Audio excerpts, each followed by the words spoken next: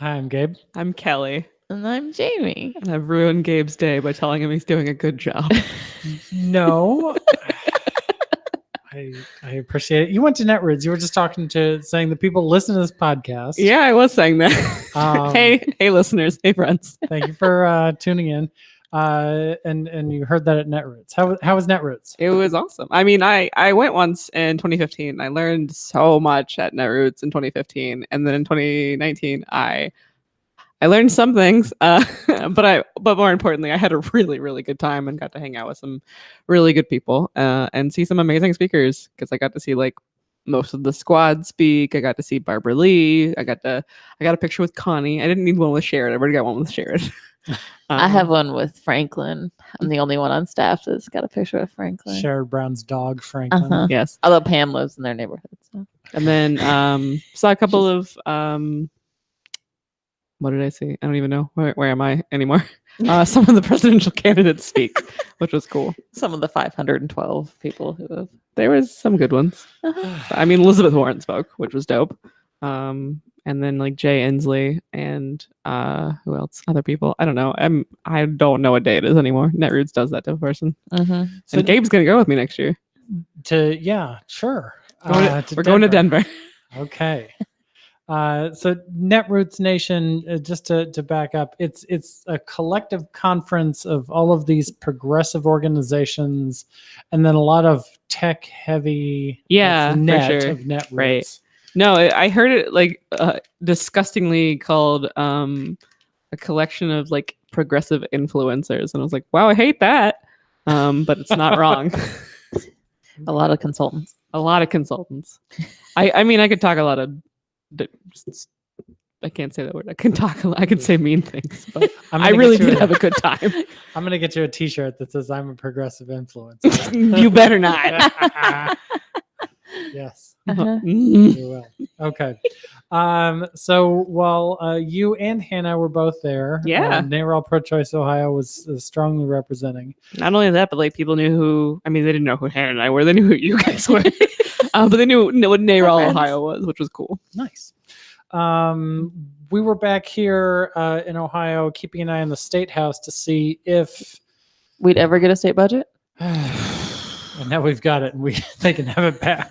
I don't want this. We actually went like 10 hours today without anything, which like everyone on the planet is ignoring, and it's probably not the biggest crisis in the world. The state of Ohio technically kind of shut down. Yeah, technically shut down. Like that's just Mike DeWine sleeping in because he's like a 90-year-old stack of Bibles. Supposedly he worked all night long. They even like put out a picture of him sitting at his desk with like lots of piles of paper. So let's back it up.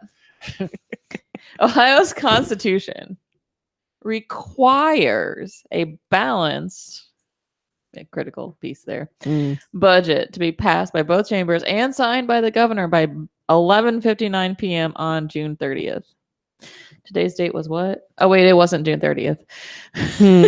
Right. So on June 30th, when they discovered there was no way in heck that they were ever going to be able to pass said budget by said budget deadline. Wouldn't it be nice to suspend your own rules? Why not? Yeah, they suspended their own rules. They kind of suspended the whole Ohio Constitution because, again, this is constitutionally mandated here, people. A constitutional crisis, and it's fine. It's fine. It's not even like it's not even like the Democrats' like fault. Like, no, they don't have any. I mean, they have some power. They don't have enough power. It's like it's something that the Republicans did to themselves. Yeah, it's totally what they did to themselves. And so on the 30th, instead of actually passing a real budget, we passed a 17-day extension to the budget. Imagine like having both chambers and all statewide offices in your favor and still not getting your job done. Yeah. So, backing it up even further. Yes. Let's remember that the Republicans have a supermajority in both legislatures of the House, legislative branches of the legislature. They have the governor's office. They have all the other statewide offices. They control the House Supreme Court. We control everything. They control everything. And they're still incompetent. Pass a budget.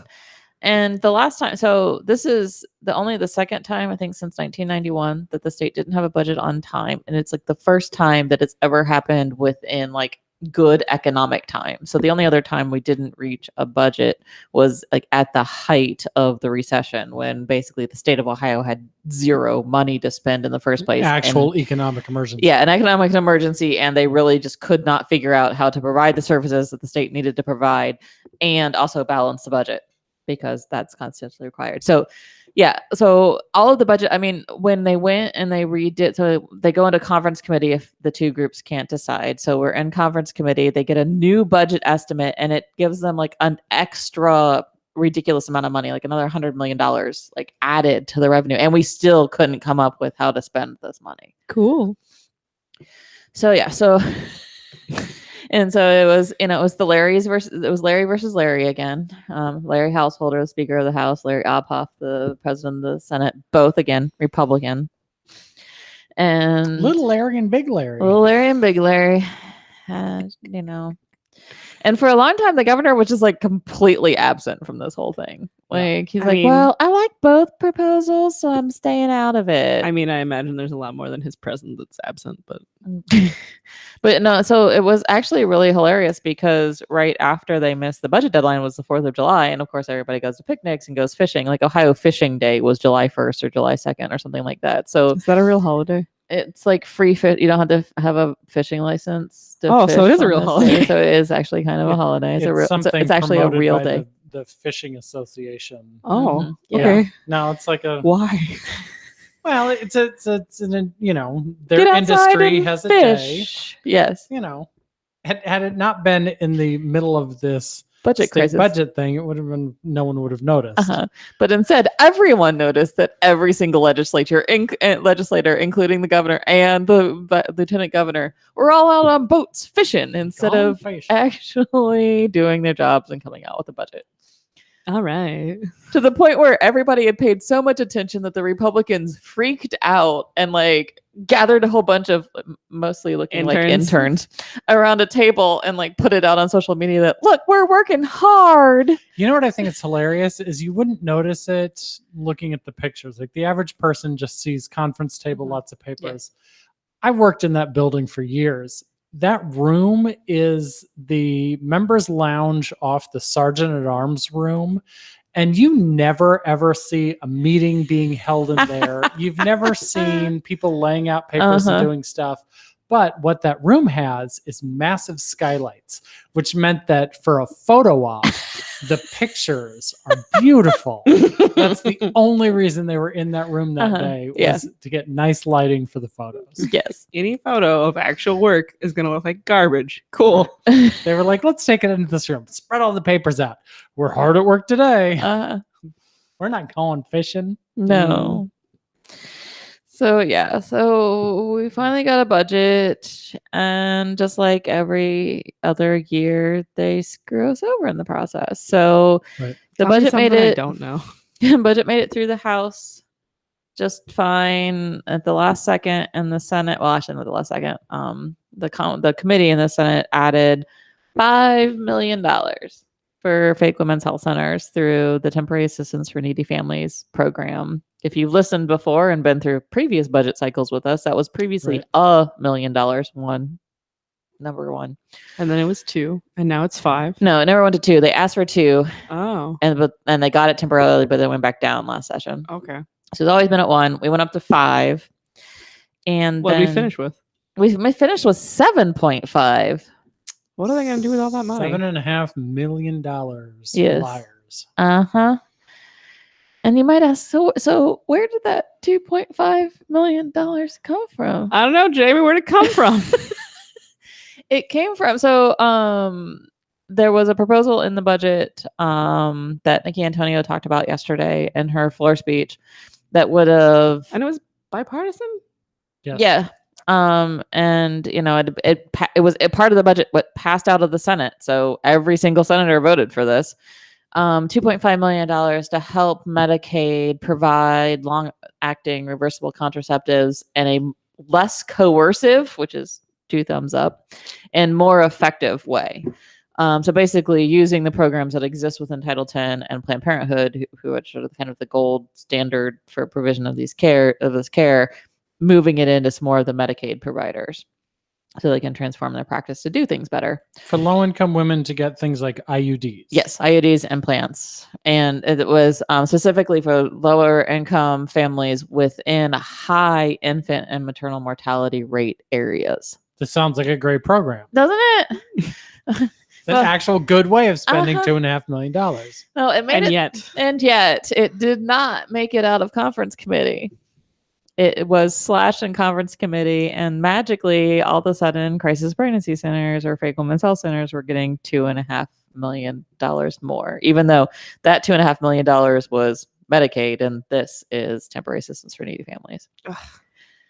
So yeah, so Nikki Antonio spoke about that on the floor of the Senate yesterday. She was a little upset about that. Rightfully so. Rightfully so. And I mean, just in general, this whole program. So temporary assistance for needy families is one of the last, this block grant is one of the last direct cash assistance programs that exists within the quote unquote welfare umbrella. We've basically gotten rid of all other like cash payments to families. This, I was talking to somebody who used to work in a Senate office. This is the kind of program where, like, if somebody was living in a house that had lead paint and the landlord was refusing to abate the lead paint, this is the kind of emergency funding that can be used to help that family move into another apartment so their kid wasn't getting lead poisoned every day. This is what this, direct money into pockets of low income people to help them pay their rent, to get diapers, all of those things that aren't covered by food stamps and all these other programs.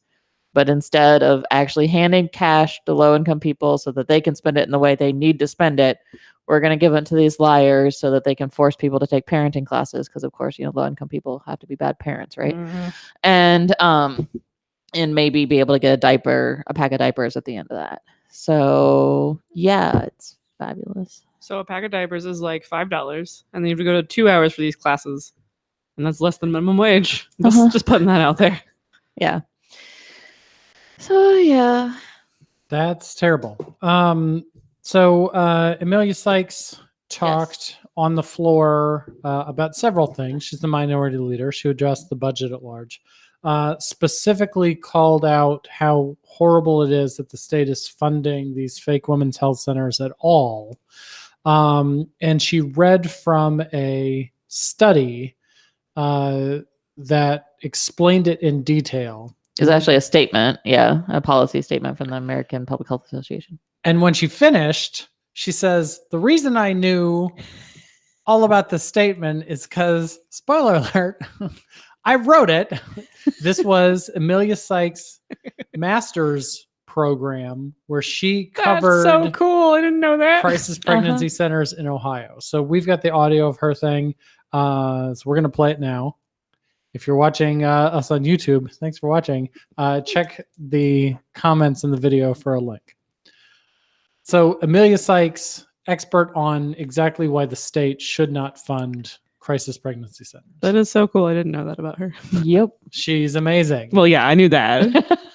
And specifically called out the governor to use a line item veto. Mike DeWine could have clearly just erased this one line, removed this from the budget. It wouldn't have affected anything else. He failed to do so. Sign the bill. Mm-hmm. Throw the whole governor away. Sign the bill 10 hours late. So if you got a speeding ticket from the highway patrol this morning at like 4 a.m., I would argue that cop didn't actually have a job during those hours. Ooh, that's a good one, Gabe. Well, and the thing is that they keep trying to make make it that it wasn't such a big deal that they passed a 17-day extension. But when you really look at it, this had a huge impact on how state government worked. State employees were told not to purchase anything new. No new contracts could be signed. So if you were a state contractor, your contract ended on July 30th. Right. June 30th, sorry. And they couldn't sign that contract until a new budget was signed after 10 o'clock this morning. Right. So you either were working for nothing or not working at all and not knowing when your new contract was going to be signed. Right. So let's talk about all those like food vendors that serve food to prisoners in our prisons across the state. Like, what were the food vendors doing? Right. What were we have a contract with private prisons. to incarcerate people in our state. What were those private prisons doing without a contract? Like, these are all questions that we don't have answers to because the Republican leadership is trying to pretend like this didn't matter and it didn't impact anybody. Right. During the federal government shutdown, those contractors really got screwed. It's unclear right now exactly how the Republicans' inability to do their jobs on a deadline is going to affect people all across the state. So all of this was terrible. And there are 4 budgets that the state passes in these odd numbered years. We only met one of those deadlines, and it was the Industrial Commission, something like that. The IC budget. We missed the Bureau's workers' comp budget deadline. We missed the transportation budget deadline, and we missed the main state operating budget deadline. So we only hit one of the 4 budget deadlines. So they are just completely incompetent at doing their job on time, right? Except for passing, abortion bans.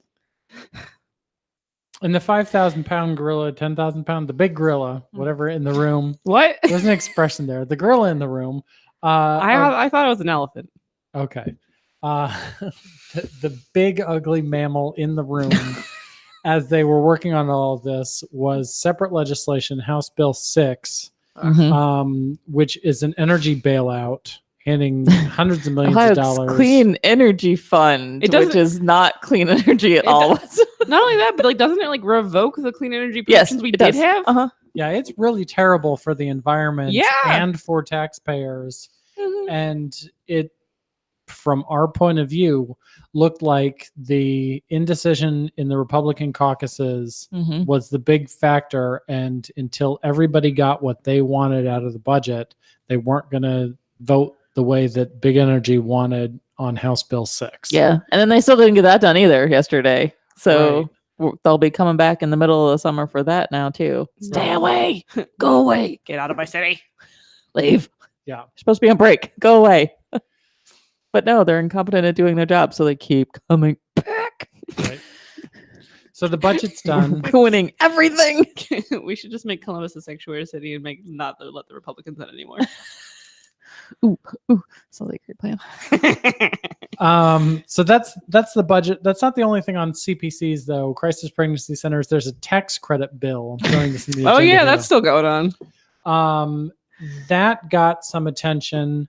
Can we put the check out my Instagram post? Not pregnant pause media clip in the show notes too, because that's one of my favorite things ever. Yes. Okay. Representative Jenna Powell and Representative Tim Ginter are pushing House Bill 297, which gives a tax credit. A refundable tax credit. Not a tax deduction. Nope. Not a normal charitable contribution deduction that you already get.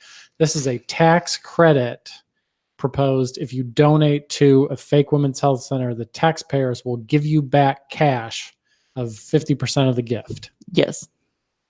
Yeah. So if a rich person in this state gives $100,000 to a fake women's health center, they get a $50,000 credit, full out credit. So whatever tax they owed minus $50,000. And if they didn't owe $50,000 in state taxes, the state would issue them a check back for that amount of money. So if this $100,000 donation, $50,000 credit, if they only owed $20,000 in taxes, the state of Ohio would write this person a check for $30,000 and they would just get $30,000 in cash back. So what doesn't the state of Ohio do this? Yeah, so there is another tax credit. It's the earned income tax credit. It's for low income people so at the federal level it is refundable. At the state level it is not. So on average, the average low income person who qualifies for EITC sees about $120 of credit, and they owe about $100 in credit every year. So on average, about $20 of that they will never see again. But this person, if that person got $20, they could probably feed their family for another week. But that's not a refundable tax credit in Ohio. We're one of a handful of states that's not refundable in. But we're going to make a refundable tax credit for anyone who donates money to a crisis pregnancy center. And the fabulous people over at Spectrum News did a wonderful story on this, asking the sponsor, Jenna Powell, about tax credit versus donation deductions. And spoiler alert, she doesn't know what her own bill does. She's an odd bird. Yeah. She looks like she's a 40-year-old consultant. She is 25. It's very weird. She's also the was one of the 3 people who voted against industrial hemp yesterday because Ohio doesn't allow industrial hemp. And also thinks porn is a public health crisis. Yes. Also, spoiler alert, if you watch the Ann Fisher show with her talking about her resolution, she also doesn't know what the definition of a public health crisis is either.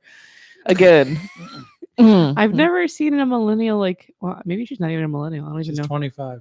So barely, maybe. I don't know. Yeah, I think so. Point being, she does not. It's not a take I see a lot of millennials take. So it's like, what year were you born in? Those porn-hating kids. Who are you? A very, very conservative Christian.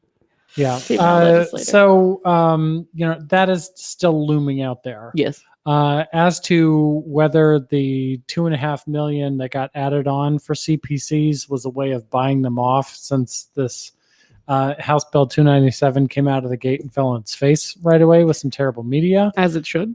or whether we're going to see this Keller kickback bill. Representative Candice Keller, who is the executive director of a fake women's health center, has now said that she will abstain from voting on the bill, even though she co-sponsored it. She stands to potentially benefit from this if passed. Also, interestingly, if you look at the 990s, her revenue from year to year dropped in the last year by a significant amount, and her salary supposedly went down from the $60,000-ish to a $50,000-ish $1,000. It's still like a third of the budget, though. Yeah, but yeah, so she's under ethical investigation, which is cool. Yeah. Well, they called for an ethics investigation. Oh, okay. Whether they do one or not is a different story. Butler County Democratic Party called for that investigation into Keller because of the Keller kickback bill. That's a good name for it. Yes, I like it. We like that. So we're gonna keep looking at this and everything else that's out there. Yeah, so hopefully legislature goes away now. Get out of my city. But we'll see. Kelley, how's Dayton been going? Dayton, man, it's a different year at this point. No, it's not. July 2nd feels like it. Netroots does a number on a person. July 2nd, you wandered over to Dayton with me. I know. I know how it went. Tell everybody else how it went. I think it went well. I think it went about as well as a petition drop could go, honestly. So we did a petition drop with all the signatures we have collected in support of the Dayton Clinic, which was right over 3,000, which is incredible for starting in April. It was a short campaign. We kicked a lot of ass. So we tried to deliver our petition signatures to Premier Health, and we were not allowed in the building. And the security officers did not take our petitions. So that was surprising. Yeah, I mean, the trash can's right there. If you really hate us that much, at least pretend to care. You didn't even pretend you wanted to listen to people who cared about the community in Dayton. Right. So this campaign is virtually identical to what we had to do in Toledo, except that the hospital here is Catholic, quote unquote Catholic, 22% Catholic, which I would really love to know how Catholic. Newly adopted, they're recent converts. Yeah, I mean, they used to perform abortions in Miami Valley Hospital, so it's real hypocritical of them to not accept this. Right. So, so the campaign to get a transfer agreement to keep Women's Health. Women's Med Center. Dayton Women's Med Center. Open. The petition is to Mary Basalis, the CEO of the Premier Health Hospital chain, saying, hey, sign this transfer agreement. So we did this petition drop off. We've done this before. We did it up in Toledo. We had all of these petitions. And did they accept them up in Toledo? They did. Amazing. They said, no, you can't come in the building. That's fine. Didn't expect to come in the building. We said, hey, we have these for your CEO. Can you accept this delivery and take them to her? In Toledo, they said, yes, of course. And I know that they looked at them because as I was driving out of town, I got a call from the Toledo Blade reporter who said, hey, they've taken a look at this. Can you answer some more questions about who signed this? How'd you collect them? All of that. That's cool. They looked at them. They What? understood it was a petition to them. In Dayton, not so much. Yeah. I mean, Rewire News put out a really interesting article about like the Catholic takeovers of local hospitals, which is kind of what's happening in Dayton. I mean, we don't know like what other services they're not doing at Premier Health anymore. Like That's a legit question. I mean, are they not placing IUDs? Are they not honoring DNRs? Like there's a lot of like things that like Catholic directives don't support, and I'd really love the public to know what Right. Premier Health is and is not doing. Yeah. Well, and that is even a beyond. huge, I mean, and that's the thing is nobody really knew it was even Catholic until they used it as an excuse to not sign this transfer agreement. So Hello. they should be accountable to the community and be telling the community what that means for their healthcare. They are like the largest healthcare provider in that area, and what services are and are you not providing anymore? Right. Is there a public option even in Dayton? I don't know. I mean, no, Good Sam wasn't public either. No, the Good Sam was part of Premier. That's what started all this. Yeah, there's actually basically two hospital Kettering. system. It's Kettering, which is owned by the Seventh-day Adventists. God, who knew that like Seventh-day Adventists owned hospitals, but they do. And then Premier, which is now 22% Catholic. But I have to argue that, you know, being a little bit Catholic is like being a little bit pregnant. Once the Catholic Church takes over, from what it sounds like, the Catholic Church owns them. Yeah, so that's the Catholic Church's preference. Yeah, and it sounds like from their contracts and everything else that is what's happening. And so they may only own 22%, but they are definitely controlling 100% of what that hospital does. Right. And so you mentioned Good Sam. That was Good Samaritan Hospital. The chain bought and then closed. Yes. So that's another huge part of this story that's very important to people in that community. Yeah, they're under federal investigation for closing that hospital. Yeah. So you don't close a hospital and not especially have it in a affect- low income, like right. high density like person of color neighborhood, like you're racist. It's a big problem. Okay, so we're going to continue to put pressure on Premier Health. We'll put another link in the show notes so you can sign the petition. We're continuing to gather signatures in support of this. So we just got a little bit of time left. We're going to talk about Title 10. What's up with Title 10? Title 10. Anybody know? The Ninth Circuit upheld the restrictions that Trump put in for like the domestic gag rule. So that's bad. Yes. Yeah, basically means that Planned Parenthood and other people who refuse to not disclose and refer people to abortion care can no longer use Title 10 funds for birth control. So like this also doesn't even this also applies to like people who aren't Title 10 patients. So if you go to a Title 10 provider but you are not a Title 10 patient, they can still not refer you to abortion care, which is absurd. So yeah, it is very. I mean, it's absurd regardless, but. Yeah, it's very widespread. And again, like these funds cannot be used to provide abortion care. This is purely about a conversation that is being had in the center about your options for healthcare if you get a positive pregnancy test. So yeah. And I mean, it's a specific targeting of Planned Parenthood because they cover 40% of Title 10 patients. So yeah, and they are, and like we talked about earlier with the $2.5 million from Medicaid, to help Medicaid providers be more efficient in providing these kinds of services. When you look at how many like Planned Parenthood clinics versus other clinics that exist, it's actually they're a smaller fraction than that 40% because they serve more patients because they are more efficient. So if you're a taxpayer and you actually don't care at all about abortion or birth control or anything else, you only care about the finances of this all, you should be screaming from the mountaintops, because now a provider that can provide care efficiently on that dollar and use that dollar investment from Title 10 to the most effective degree is no longer getting the money. Instead, they're handing it over to other places that are not set up to efficiently and effectively use that money. I mean, Planned Parenthood's specialty is family planning, and they're good at it, and they should get the money to do it. Exactly. So, I mean, it's like, oh my God, I'm having a heart attack. You know, I guess I should just go see my family provider and not actually go see a cardiologist. They might be okay at it, but it's not your first choice. Exactly. Right. So it's BS. BS indeed. Okay, so Kelley, how can people get involved? What's happening? Eh. Cincinnati can come hang out with me on the 31st. It's with our friends at Planned Parenthood, Youth Action Coalition, and Black Pride Cincinnati. It is a Stop the Bans teach-in. It'll be at the library, the main library on Vine Street in downtown Cincinnati. I like that library. It's a nice library. But it's going to be a bunch of panelists and folks who like to teach you about things like bans in Title X. But we're also going to have a couple of legislators there. So Representatives Bridget Kelley and Catherine Ingram will be there, as well as Senator Cecil Thomas. So I'm really excited about that. Nice. I'm pretty proud. Okay.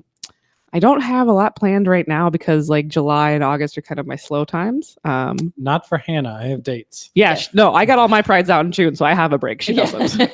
But don't worry, I'm gonna smack my face into the pavement in September. If you live in the northern half of the state and want to volunteer with us at a Pride Festival, August 3rd is Mansfield Pride.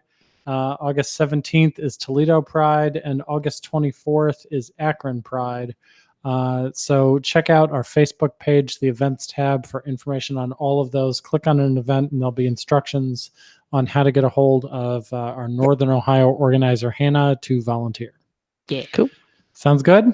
It does. All right. See everybody next week. Bye. Bye.